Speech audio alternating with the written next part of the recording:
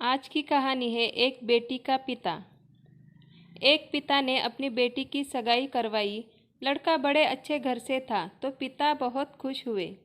लड़के और लड़के के माता पिता का स्वभाव बड़ा अच्छा था तो पिता के सिर से बड़ा बोझ उतर गया। एक दिन शादी से पहले लड़के वालों ने लड़की के पिता को खाने पे बुलाया। पिता की तबीयत ठीक नहीं थी, फिर भी वह ना न कह सके। लड़के वालों ने बड़े ही आदर सत्कार से उनका स्वागत किया।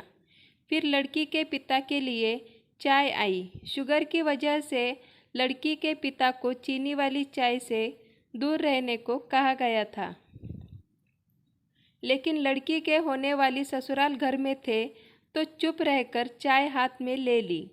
चाय की पहली चुस्की लेते ही वो चौंक से गए। चाय में चीनी बिल्कुल ही नहीं थी और इलायची भी डली हुई थी। वो सोच में पड़ गए कि ये लोग भी हमारे जैसे ही चाय पीते हैं। दोपहर में खाना खाया, वो भी बिल्कुल उनके घर जैसा। दोपहर में आराम करने के लिए 2 तकिए, पतली चादर, उठते ही सौंफ का पानी पीने के लिए दिया गया। वहाँ से विदा लेते समय उनसे रहा नहीं गया तो पूछ बैठे, मुझे क्या खाना है, क्या पीना है, मेरी सेहत के लिए क्या अच्छा है, ये परफेक्टली आपको कैसे पता है।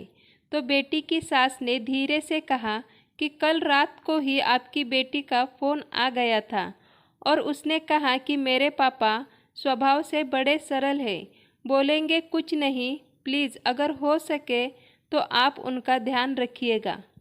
पिता की आंखों में वही पानी आ गया था। लड़की के पिता जब अपने घर पहुंचे तो घर के हॉल में लगी अपनी स्वर्गवासी माँ के फोटो से हार निकाल दिया। जब पत्नी ने पूछा कि ये क्या कर रहे हो तो लड़की का पिता बोले, मेरा ध्यान रखने वाली मेरी माँ इस घर से कहीं नहीं गई है, बल्कि वो तो मेरी बेटी के रूप में इस घर में ही रहती है।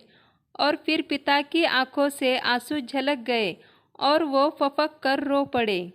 दुनिया में सब कहते हैं ना कि बेटी है एक दिन इस घर को छोड़कर चली जाएगी, मगर मैं दुनिया के सभी माँ बाप से ये कहना चाहती हूँ कि बेटी कभी भी अपने माँ बाप के घर से नहीं जाती, बल्कि वो हमेशा उनके दिल में रहती है। दोस्तों, आज की कहानी आपको कैसी लगी ये मुझे कमेंट करके बताइएगा और चैनल को सब्सक्राइब करना मत भूलिएगा।